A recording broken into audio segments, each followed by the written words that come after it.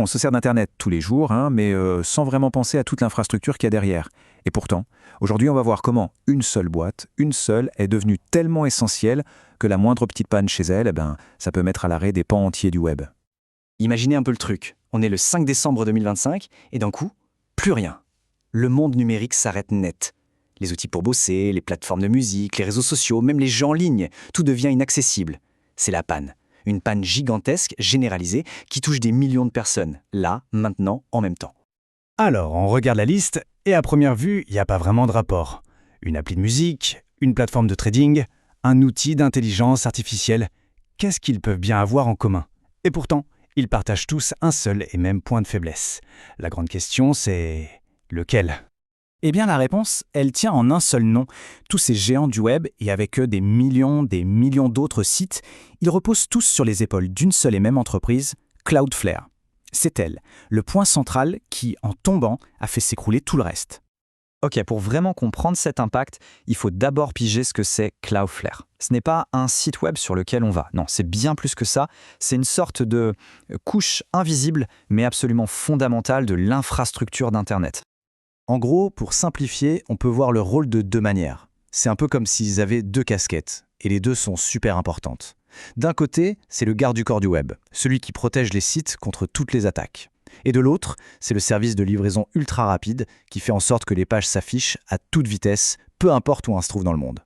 Allez, commençons par la vitesse. Comment c'est possible qu'une seule boîte arrive à accélérer une si grande partie du web? La réponse, elle tient en 3 lettres. CDN. Alors un CDN, ça veut dire réseau de diffusion de contenu. Et l'idée derrière, elle est super simple, mais elle a tout changé. Au lieu d'obliger tout le monde à aller chercher l'info sur un seul serveur quelque part dans le monde, l'idée c'est de distribuer des copies du site un peu partout sur la planète. Comme ça, le contenu est toujours proche des gens. Et la différence, elle est juste énorme. Avant, c'était simple. Si le serveur d'un site était, disons, à Paris et que quelqu'un essayait de s'y connecter depuis Tokyo, il fallait que les données fassent tout le tour de la Terre. C'était long. Avec le système de Cloudflare, le contenu est déjà mis en cache près de Tokyo. Il est servi par un centre de données juste à côté. Logique, moins de distance à parcourir, c'est beaucoup moins d'attente. Et ça va même plus loin. L'étape d'après, c'est ce qu'on appelle le edge computing. Là, on ne fait pas que stocker des images ou du texte près des gens. On y exécute aussi du code, directement sur ces serveurs de proximité. Pensez par exemple à la validation d'un formulaire ou à la mise à jour d'un panier d'achat. En faisant ça tout près de l'utilisateur, au lieu de renvoyer l'info au serveur principal, tout devient hyper réactif, quasi instantané. Bon, ça c'était pour la partie vitesse. Maintenant, passons à l'autre casquette, celle du garde du corps. Parce que c'est bien beau d'être rapide, mais ça ne sert à rien si le site est tout le temps en panne à cause d'attaques. Une des menaces les plus connues, c'est l'attaque DDoS. L'analogie de la pizzeria, elle marche super bien pour comprendre. Imaginez que des milliers de personnes se mettent à appeler une pizzeria en même temps, juste pour faire une blague. La ligne est saturée. Et du coup, les vrais clients, eux, ils ne peuvent plus passer commande. Eh bien, une attaque DDoS, c'est exactement ça, mais avec du faux trafic Internet qui submerge un site web.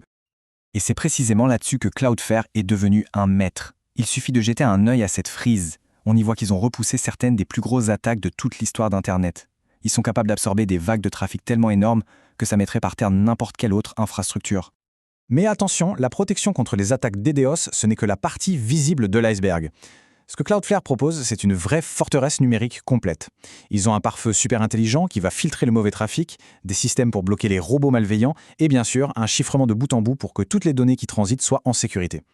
Maintenant, pour vraiment se rendre compte de la place que prend Cloudflare, il faut regarder les chiffres. Et franchement, accrochez-vous parce qu'ils donnent le vertige.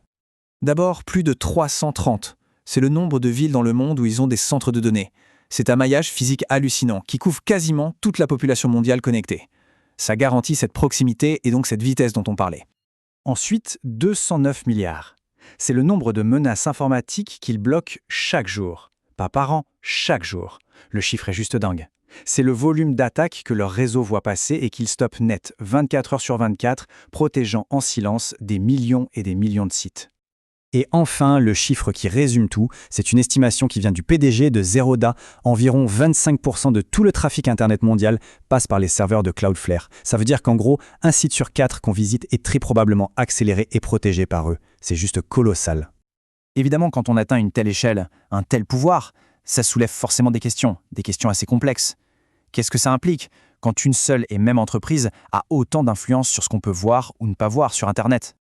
La position de son patron, Matthew Prince, a d'ailleurs souvent fait débat. Il défend une vision très stricte de la liberté d'expression. Pour lui, Cloudflare doit rester une infrastructure neutre, un peu comme une compagnie de téléphone qui ne serait pas responsable du contenu des conversations qui passent par ses lignes. Et c'est bien là tout le dilemme. D'un côté, cette centralisation a des avantages énormes. Elle permet à un tout petit blog d'avoir le même niveau de sécurité qu'une multinationale. C'est une démocratisation. Mais de l'autre, ça crée un point de défaillance unique, gigantesque pour Internet. Et ça concentre un pouvoir de décision phénoménal entre les mains d'une poignée de personnes. Alors, vers quoi on se dirige? Quel est l'avenir pour cette fameuse couche invisible d'Internet? Une chose est sûre, Cloudflare, aujourd'hui, ce n'est plus juste une entreprise qui offre un service. C'est carrément devenu une partie de l'architecture fondamentale du web. Son rôle est absolument essentiel, son pouvoir est immense, et pourtant, sa présence reste quasi invisible pour le commun des mortels. Et tout ça, ça nous laisse avec une question fondamentale pour l'avenir. Si des entreprises comme Cloudflare sont bel et bien devenues les gardiens de notre monde numérique, alors qui va surveiller les gardiens ?